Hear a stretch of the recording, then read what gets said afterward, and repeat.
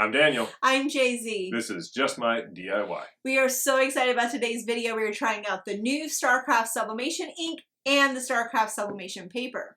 And since this is going to be done on a StarCraft swing away heat press and mug press attachment, this is a StarCraft on StarCraft using StarCraft video. That's right. We're going to try this ink and paper out on a number of different sublimation blanks. Before we do that, though, we want to say thank you so much to Brilliant Vinyl for providing us the ink and paper. We highly recommend you guys check them out. We'll have a link in the description. They have a great selection, fast shipping, and really good customer service. So let's go ahead and launch this StarCraft. So here is the ink and paper in its boxes, and we're going to set this up on a new EcoTank because we felt like that was the best way to test the ink. The EcoTank 2800 is basically the new EcoTank 2720, so you'll find a lot of similarities in the setup with previous videos that we had done. This is a standard printer opening format of peel all the blue tape. It's hiding everywhere.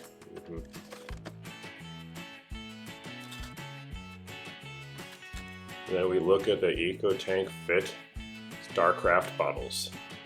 One thing we really like about this ink is that the black, you do get more of that color, which is great because you end up using a lot more black when you're printing. So we love that they thought about that and provided more black ink. These bottles are of course well sealed, and we're just going to open the top, pop the seal right there, put it in the EcoTank Fit slot, and let it go. You know, one thing we thought was really interesting is that the black ink had a foil seal, which was really easy to get off, but the yellow one did require getting the scissors out, and then that was going to be the same for the cyan and the magenta, so definitely have some scissors handy. These are very well sealed overall, which again, we think is a nice attention to detail.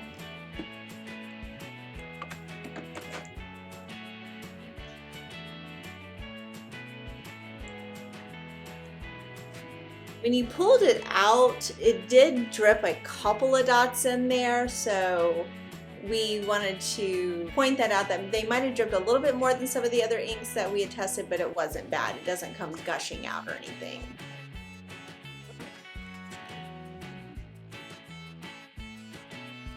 All right, and one last tip here, again, we're not doing the full setup on this, but after you initialize and charge the printer, make sure that you top off the inks because you'll have more room in the vats at that point.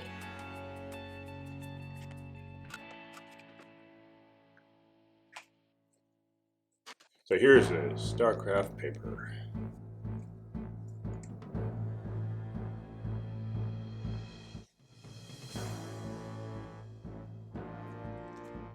It's easy to tell on the StarCraft paper which side belongs to the front and the back. For StarCraft's label is written all over one side and not the other. It's a nice little feature of the paper. So now we're going to show you how we print everything out, what settings we use. Of course, you want to select the proper printer as well as the paper size. Once we get through that, we decided to start off on the Premium Presentation Paper Matte setting and high quality. So we're going to go ahead and send that to the printer. This does take a while to print out, and do note anytime you print out sublimation, the colors aren't going to look right and they're going to look faded. That's normal. They will pop when you press them. We're showing you the second printout because this one actually had a little bit of trouble in the red, and it took some tweaking for us to get the right settings. You can see here the pinwheel marks from the ink not drying fast enough. Whether that's too much ink or many other problems, we went ahead and did some adjustments on printer settings. We attempted to slow it down by turning on quiet mode and turning off bidirectional printing.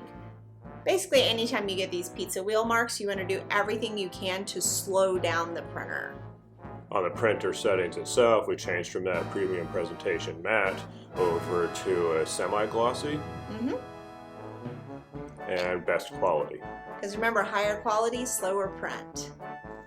It came out tons better. There was still a tiny area of the pinwheel mark, but we decided to press it to see how it would turn out. Which brings us to our test presses. Here is the mug that we are going to clean with alcohol first. Pay no attention to all the aftertouch. He's always getting on to me about touching things after we clean them. So we're going to place the images where we want to see them and use heat-resistant tape to tack them in place.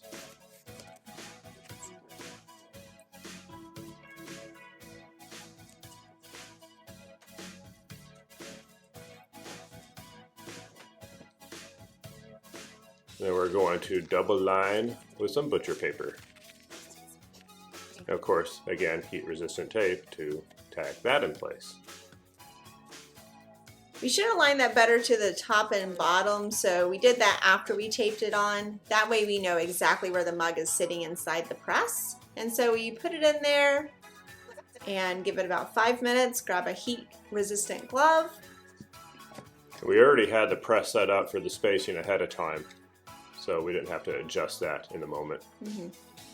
Now we did let this cool for quite some time, but for continuity's sake, we want to go ahead and show you how it turned out and look at that ink release as well as how great the image turned out. We'll give you more close-ups later. Here we're setting up for the larger presses.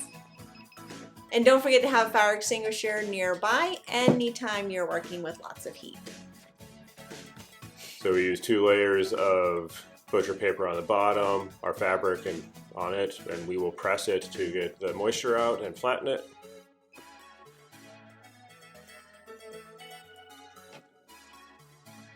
Put our design in place. 2 more layers of butcher paper. Press it. You'll notice we don't tape this on the fabric. That's because with this particular fabric, it has a little stretch in it. We've actually decided that taping images down on it isn't a great thing. We get a lot of ghosting, so we went sans tape on this. But look at how well that turned out. And look at that ink release. Here we go, prepping our little coaster.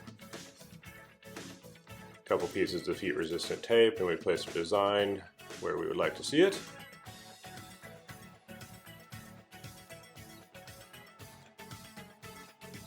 You've heard this before, we will use 2 layers of butcher paper. Anytime we sublimate, we definitely use 2 layers of butcher paper on top and bottom. We just don't want to chance any of that ink getting onto our heat press. Some people just use 1, that's totally up to you, but we are on the side of caution. And everything we use to make this, including the butcher paper and everything, will be linked down in the description. So we're gonna pull the press around again and give it a good clamp.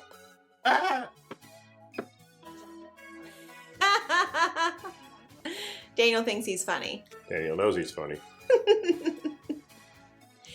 Now you'll notice, with the exception of the mug, we do like to peel our sublimations fairly hot. That's so we can avoid any ghosting issues. So we got this one right off and we will show it to you. Look at how bright those colors are. And the ink release on this paper, again, no matter the substrate we were using, the ink release is just phenomenal. Bright colors, crisp. I mean, this ink did really well. I agree. Great job, StarCraft. And again, looking at that ink release across all of our different substrates. Yay! We just StarCrafted. Yay!